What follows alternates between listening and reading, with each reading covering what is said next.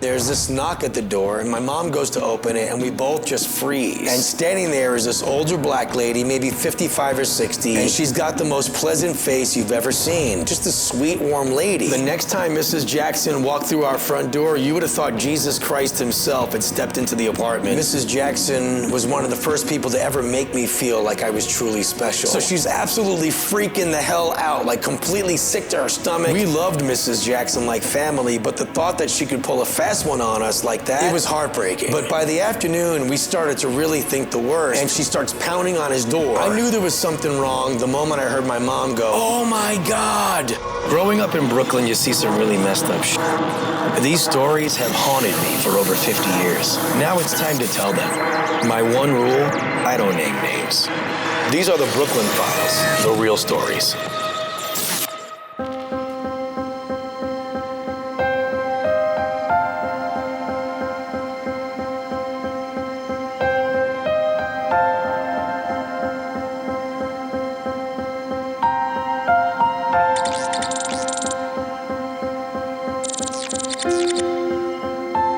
In 1982, if you were a single mother drowning in bills in Brooklyn, your worst nightmare was dealing with the New York City Human Resources Administration. It was this world of endless lines, lazy city workers who didn't give a crap, and piles of paperwork for you to fill out. Back in those days, New York City had a program called Homemaker Services, where they would send trained women into poor, overwhelmed households to help desperate mothers like my mom to keep their families afloat and help with chores around the house. But in the winter of '82, because of budget cuts, a lot of those applications were stamped denied by the city workers in the basements of those downtown offices. The central headquarters of the Human Resources Administration was on Church Street in Lower Manhattan. It was this massive, intimidating 15-story building where all the city's welfare records were kept.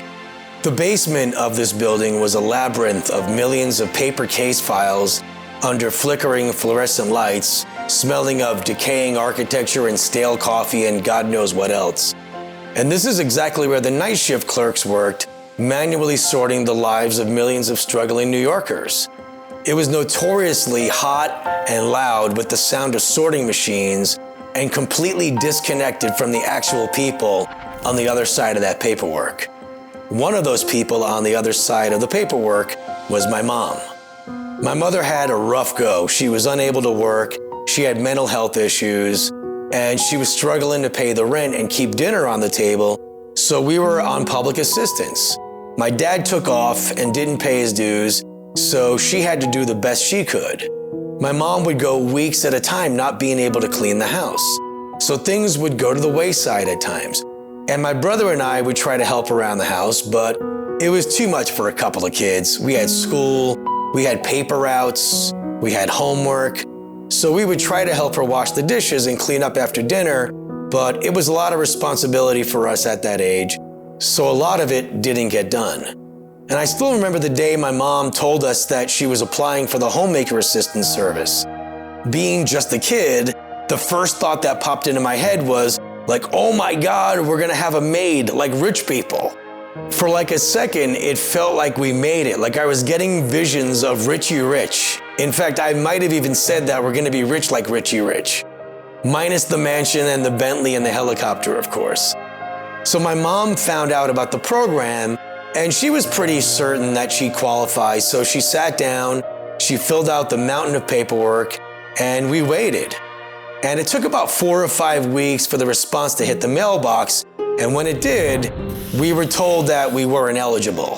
The system apparently flagged our rent, which was around $450 a month, and it was a door slammed right in our faces. Now, by today's standards, that sounds like pocket change, of course, but back in 1982, for a low-income family in a 2-bedroom apartment, $450 was on the high end. It was a massive financial burden for us, but to a cold city computer, it meant we paid too much to deserve their help. So the city had completely disqualified us. We were entirely on our own, with no help in sight.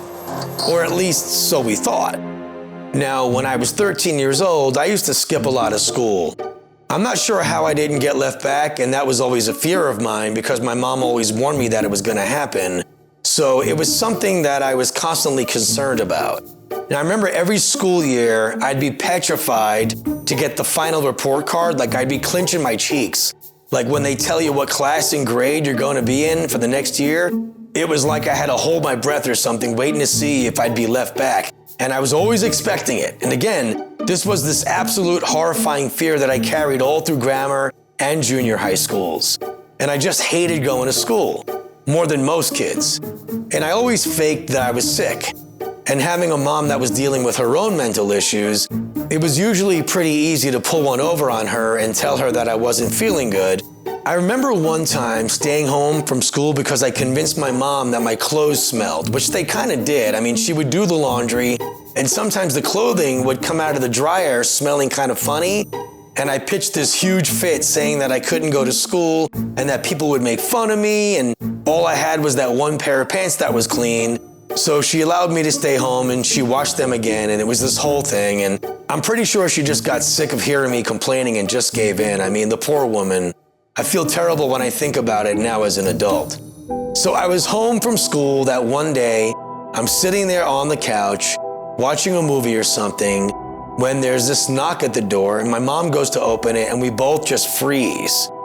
And standing there is this older black lady, maybe 55 or 60, sort of grayish hair, and she's got the most pleasant face you've ever seen. Just a sweet, warm lady. And she introduces herself as Mrs. Jackson, and she says that she's here from the city for the homemaker program. And my mom and I just looked at each other completely confused because we literally just got the rejection letter saying that our $450 rent disqualified us. The city told us no, yet here's this sweet lady standing at our front door, and she's ready to go to work. She's ready to help us clean up. And it made absolutely no sense, but we weren't about to argue with it. So Mrs. Jackson didn't just walk in our apartment, she took it over in the best way possible. And she started working immediately. She didn't treat it like a job where she was just punching a clock. Like, she rolled up her sleeves, got to work on everything. She cleaned up the messes that had been piling up for weeks, took over some of the cooking, so we actually had real meals on the table on the days that my mom wasn't able to do that. Like, she cooked sometimes, but she couldn't do it always.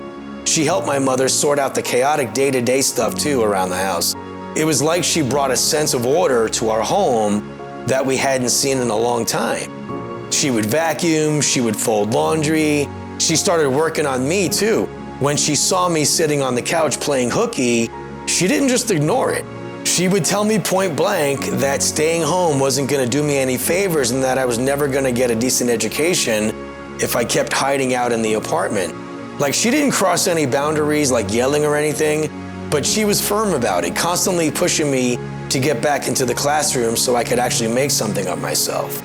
She also sat down and helped me with my homework. She checked my answers, made sure I actually understood the work.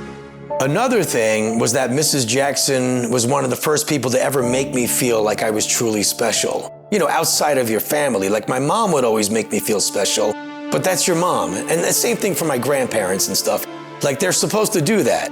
So there's something in your head that cancels out those compliments that come from those people. But Mrs. Jackson would always say to me, she'd say, "Jay, you're the last of the good guys." And she said it like she meant it. Like, I'll never forget that. She would look at me after I would say something polite to her, and then she would pause and go, "Jay, you're the last of the good guys." And when she said that, I would light up inside. Like, something in me felt really special, like she truly meant it. And I actually believed it. That kind of stuff actually stuck with me my whole life. Mrs. Jackson was slowly becoming part of our family, and I started to wonder like how we ever lived without a person like this in our lives. For the next couple of years, Mrs. Jackson became a regular fixture in our lives. She would come by twice a week, every Tuesday and Friday, like clockwork. You just knew that when Tuesday rolled around, the apartment would smell clean, there would be organization in our home, and I'd have someone sitting at the table making sure I didn't slack on my homework. Though there was this one little thing that I found myself dealing with at the time. Now, sometimes my friends would come knocking on the door to see if I could hang out, And if Mrs. Jackson answered it, they'd get this look on their face, like they were completely confused and a little weary. And the second we got down the street away from the house, they would start asking me like who this was and what was she doing there. And it used to make me uncomfortable and a little bit defensive, honestly. In my house, that kind of thing didn't exist. My mom raised us to treat everybody exactly the same, no matter who they were or where they came from. And I didn't learn anything like that from home. But the streets were a little different. Like when you hung out on the corner with kids from all different backgrounds, you started to pick up on the street culture. And there was definitely a lot of casual prejudice floating around outside, and kids would say things just based on what they heard at their own dinner table, I guess. But I didn't care about any of that when it came to Mrs. Jackson. To me, she was somebody special, and I couldn't understand why my friends thought it was so weird to see a black woman standing in our doorway. Until one day, something happened that made us question the newest member of our family. My mom had been upset in the days leading up to this incident, where she'd been stressed out over not having the full rent amount. Our rent was $450, and it was due in just a couple of days, and my mom only had $225 in her little jewelry case up on her dresser. So she was saving it for rent, but she was stressed out about where she was gonna get the other half. Well, the timing of this incident couldn't have been any worse. So one day my mom goes into her room, and you would have thought somebody was laying there dead by the sound that came out of her. Next thing I hear is, "Where the hell is the rent money? Oh my God, who stole the rent money?"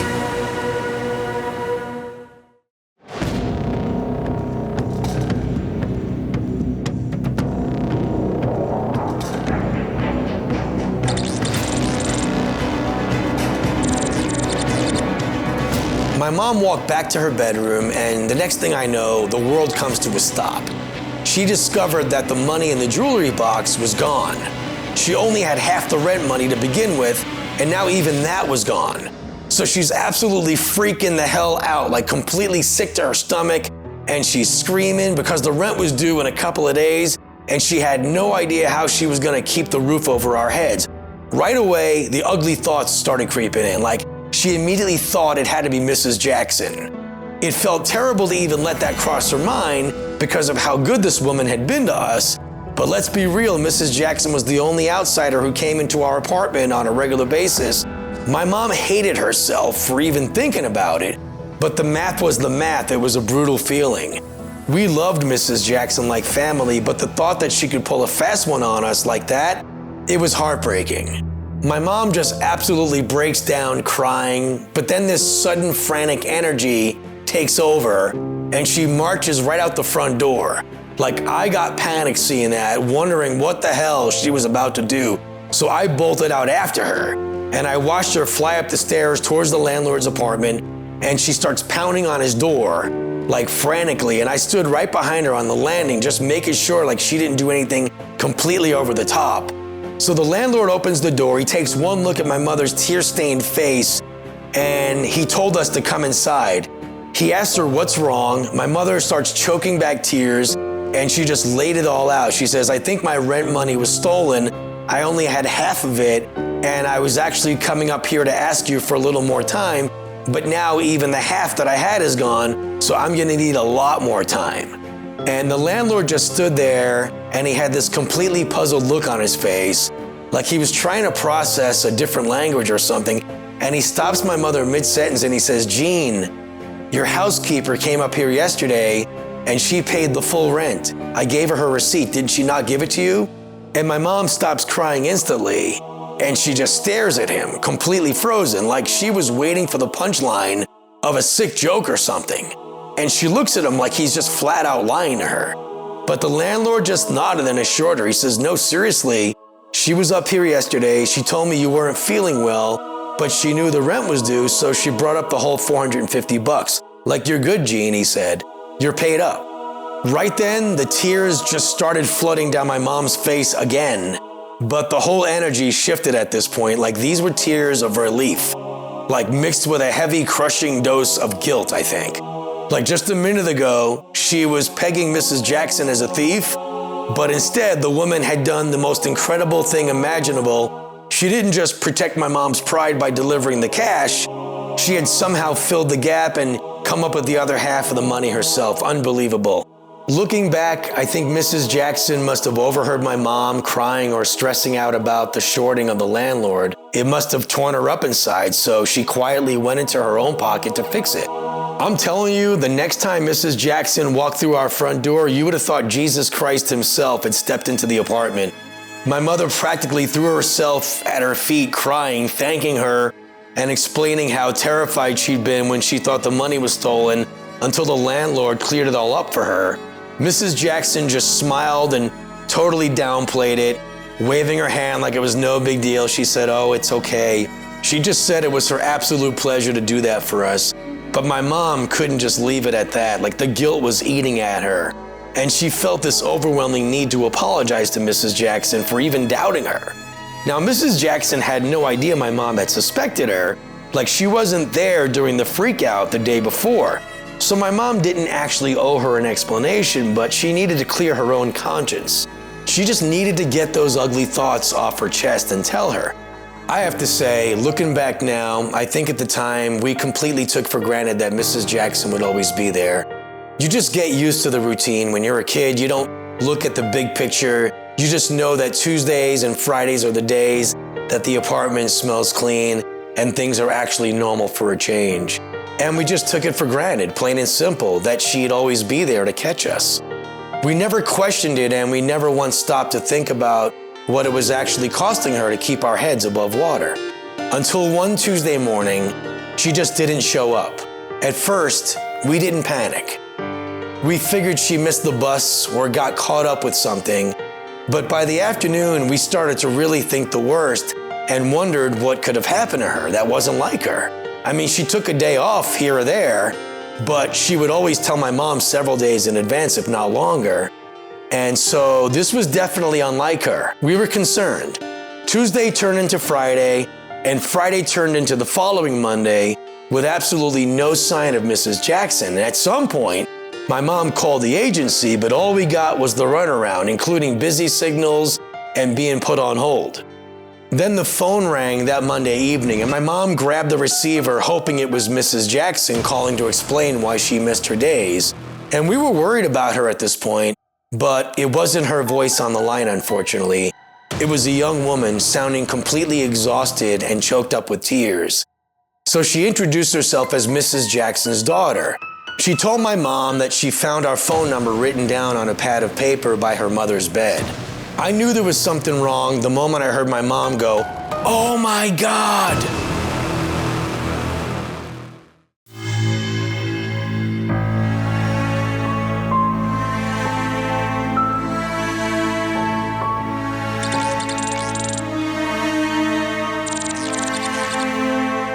As soon as my mom let out this scream, the whole apartment was dead silent. I was standing right there in the kitchen, watching her face go completely pale as she gripped the phone, and Mrs. Jackson's daughter explained that her mother had passed away suddenly over the weekend.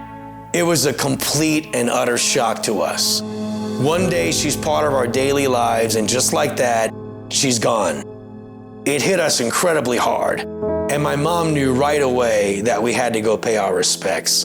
On the day of the funeral, my mom, my brother, and we got dressed up and we traveled down to a small, packed church in Bedford-Stuyvesant, and the place was filled to the brim with people who loved her. Mrs. Jackson was well loved by everybody. Friends, neighbors, everyone from her church as well.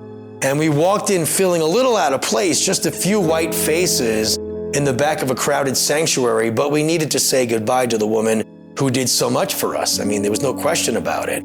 After the service, during the gathering downstairs, a handful of elderly women, they're standing around from the congregation, and then they walk over to my mom, and they saw how torn up we were, and one of them gently puts a hand on my mom's shoulder, and she looks at us and she asks, "How exactly did you know Sister Jackson? Were you folks personal friends of hers or from church?"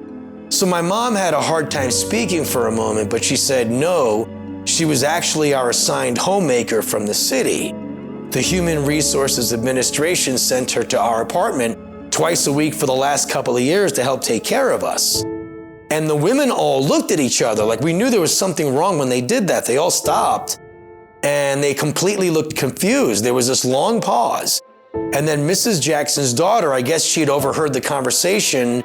She walks over to us with this sad smile and she says, "Ma'am, you don't understand. You must be Jean," she says. "My mom never worked as a field homemaker for the city," she says.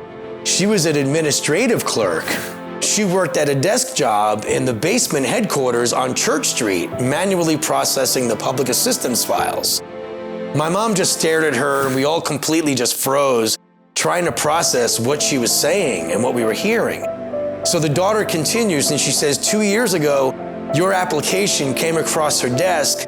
Because of the budget cuts, she was forced to stamp denied on yours because of your rent." She says, "But my mother told me that when she read your case file, she saw what you were going through and she saw your boys and everything. And she said that she couldn't sleep at night knowing the system had just abandoned a family that desperately needed help.